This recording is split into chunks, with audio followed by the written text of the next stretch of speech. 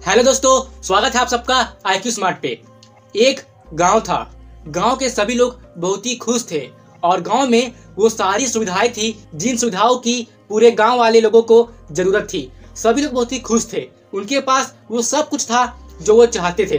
लेकिन पूरे गांव में एक सबसे बड़ी दुविधा थी और ये दुविधा पूरे गांव वाले लोगों को बहुत ज्यादा परेशान कर रही थी। और दोस्तों, क्या आपको पता है कि वो दुविधा क्या था? वो दुविधा था पानी की कमी। पूरे गांव में पानी की बहुत ज्यादा कमी थी। गांव के सारे लोग पानी की कमी से जूझ रहे थे, उससे परेशान थे। तो इसी परेशानी को लेकर के पूरे गांव में एक बहुत बड़ी मीटिंग होती है। गांव का हर एक सदस्य उस मीटिंग में शामिल होता है और उस मीटिंग में पूरे गांव में जो 2-4 सबसे बुजुर्ग लोग हैं ना, वो लोग उस मीटिंग के हेड बनते हैं और वही लोग डिसीजन लेते हैं कि इस पानी की प्रॉब्लम के लिए गांव में क्या किया जाए। तो वो एक प्रस्ताव रखते हैं। गांव से 2 किलोमीटर दूर एक झील है।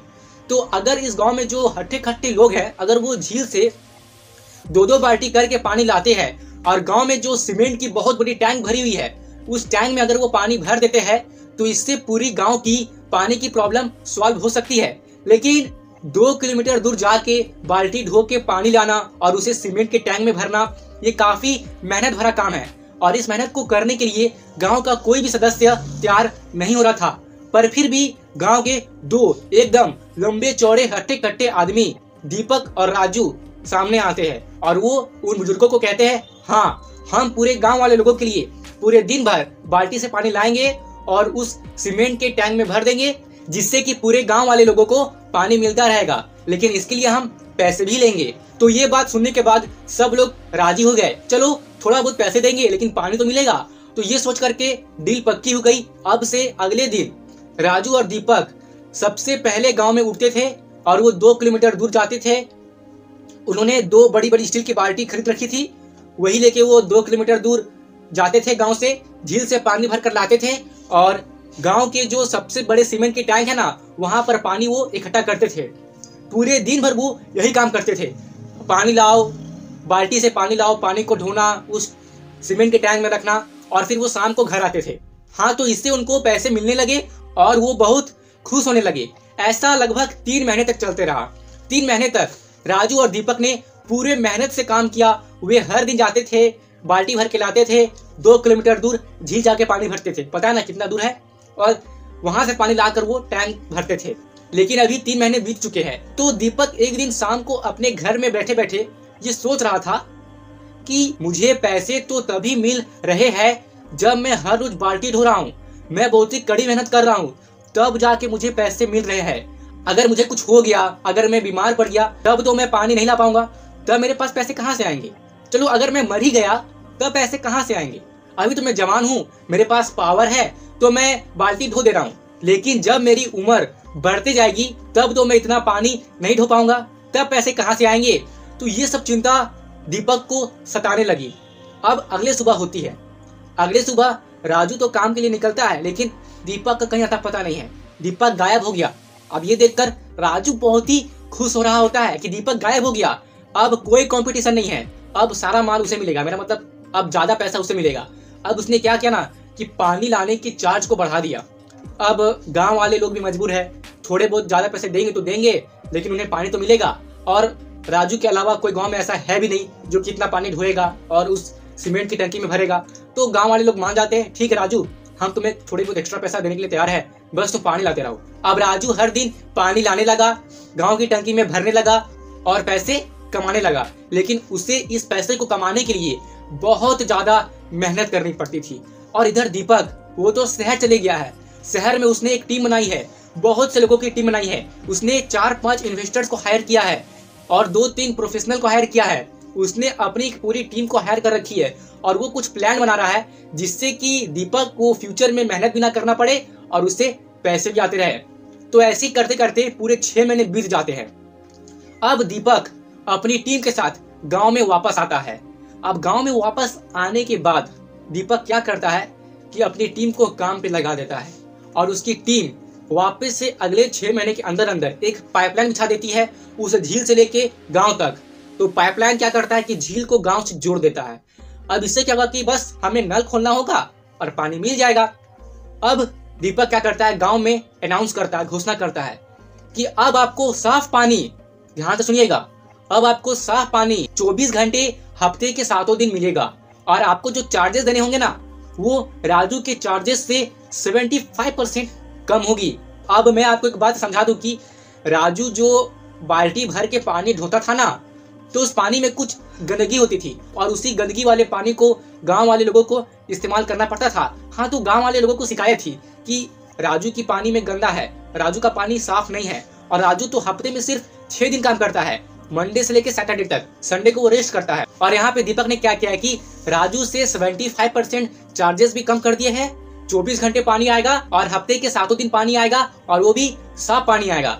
हाँ, तो गांव के ज्यादातर लोग दीपक के पास पाइपलाइन कनेक्शन के लिए चले जाते हैं। अब ये चीज देखकर राजू को बहुत ज्यादा जलन होती है। वो दीपक से कंपटीशन करने के बारे में सोचता है। अब इसके लिए वो क्या करता है कि वो भी 3-4 आदमी हायर करता है, साथ में वो अपने 2 बेटों को भी हायर कर लेता है और सबको 2-2 बाल्टी थमा देता है।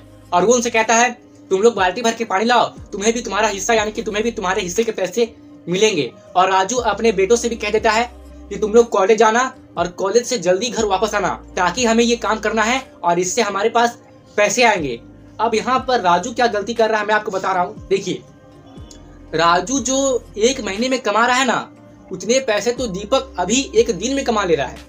तो राजू की गलती कहाँ पे हो रही है? राजू दीपक के साथ कंपटीशन करने के पीछे भाग रहा है और इसी के चलते वो ज्यादा पैसे भी नहीं कमा पाएगा।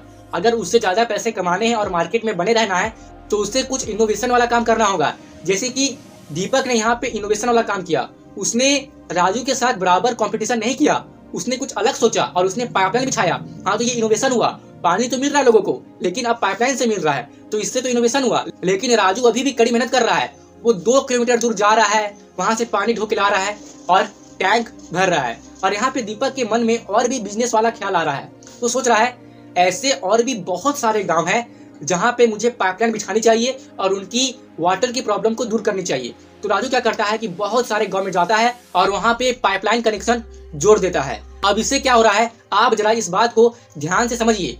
राजू जो अपने टीम के साथ कड़ी मेहनत करके जितना पैसा वो 6 महीने में कमा रहा है ना, उतना पैसा तो अब दीपक 3 दिन में ही कमा ले रहा है। और ये कैसे हो रहा है मैं आपको कंपैरिजन समझा रहा हूँ। देखिए, दीपक के केस में तो लोगों को पानी नल से मिल रहा है ना, लेकिन मैं आपको कंपैरिजन करने के लिए कि आपके दिमाग में बात अच्छे से घुसे, इसलिए मैं आपको एग्जांपल के तौर पे समझा रहा हूँ। मान लीजिए कि दीपक पर बाल्टी सिर्फ 1 पैसा चार्ज कर रहा है और लोगों को पानी भी साफ मिल रहा है, 24 घंटे मिल रहा है और हफ्ते के 7 दिन मिल रहा है, लेकिन वो अरबों बाल्टी को डिलीवर कर रहा है। बट यहाँ राजू के केस में क्या हो रहा है, वो ऑब्वियसली चार्ज तो बेसिक कर रहा है दीपक से, लेकिन उसे बहुत मेहनत करनी पड़ रही है और जिन लोगों को उसने काम पे रखा है ना, उन लोगों को भी बहुत ज्यादा मेहनत करनी पड़ रही है। वो राजू से सुविधाएं मांग रहे हैं और कह रहे हैं कि प्लीज आप मेरी मजदूरी बढ़ा दो, हमारी सैलरी बढ़ा दो, हम इतने कम सैलरी में इतनी भारी भारी बाल्टियां बार बार नहीं ढो सकते, हम बाल्टी ढोना कम कर देंगे और बस एक ही बाल्टी ढोएंगे। तो इस बात पे राजू परेशान हो जाता है और ऑब्वियसली उसके पास भी पैसे की कमी हो रही है। इतना काम करने के बावजूद उसके पास भी पैसे की कमी हो रही है, जिसकी वजह से वो दिन पर दिन कर्ज में डूबता जा रहा है। उसकी परेशानी बढ़ते जा रही है। अब तो उसके बेटों ने भी ये काम करने से मना कर दिया है। अब उसकी परेशानी बढ़ते जा रही है कि अब उसके पास पैसे कहाँ से आएंगे। अब दिन पर दिन उसकी उम्र भी बढ़ती जा रही है, अब उतनी एनर्जी नहीं बच रही है कि वो बाल्टी ढो के पानी लाए और टैंक में भरे। तो राजू अब परेशान हो रहा है और उसकी जिंदगी अब पैसों से संघर्ष करने में ही कटते जा रही है। और यहाँ पे दीपक एक्टिवली काम नहीं भी कर रहा है तो भी वो पैसे कमा रहा है। उसके बैंक अकाउंट में पैसे क्रेडिट हमेशा होते रहते हैं। वो सो भी रहा है तो भी पैसे कमा रहा है। वो कहीं वैकेशन पे गया है, 1 महीना पूरा मस्ती कर रहा है तो भी वो पैसे कमा रहा है और वो अरबों करोड़ों रुपए कमा रहा है। अब वो एक बिजनेसमैन, अब वो एक रिच बिजनेसमैन बन चुका है और यहाँ पे राजू अभी भी फाइनेंशियली स्ट्रगल कर रहा है। बस कहानी खत्म। अब आपको इस कहानी से क्या समझ में आया आप मुझे कमेंट कीजिए, अपना ओपिनियन आप मुझे कमेंट कीजिए। और चलिए मैं आपको कुछ जरूरी क्वेश्चंस पूछता हूँ। क्या आप पाइपलाइन बिछा के पैसे कमा रहे हो या फिर आप भी बाल्टी ढो रहे हो? क्या आप सोते सोते भी पैसे कमा रहे हो या आपको पैसे कमाने के लिए कड़ी मेहनत एक्टिवली काम करना पड़ रहा है? क्या आप कड़ी मेहनत करके पैसे कमा रहे हो या फिर आप स्मार्ट तरीके से पैसे कमा रहे हो?